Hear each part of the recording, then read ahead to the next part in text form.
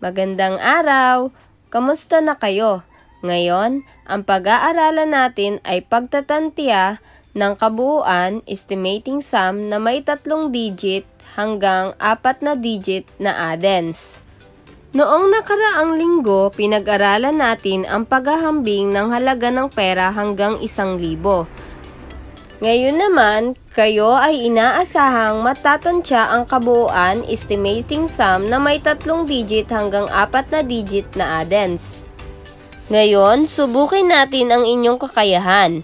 Mayroong 287 Star Scout sa ikatlong baitang at may 195 Star Scout naman sa ikalawang baitang na sumali sa tree planting activity ng bayan.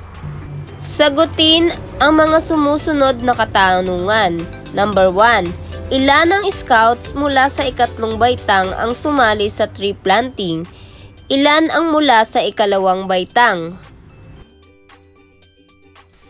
Number 2. Bakit mahalaga ang pagtatanim ng puno?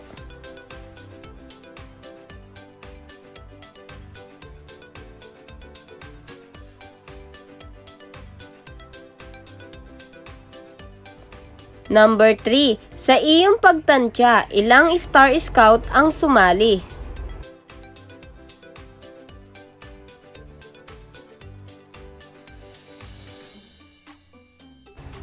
Number 4. Paano mo natantya ang inyong sagot?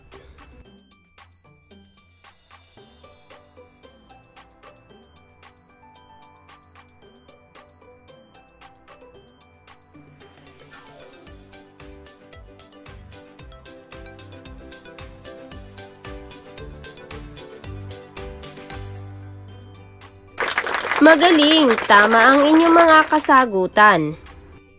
Sa pagtantya ng kabuuan hanggang 3 digit addends, i-round up ang bilang o numero sa pinakamalaking place value at pagsamahin ang rounded numbers.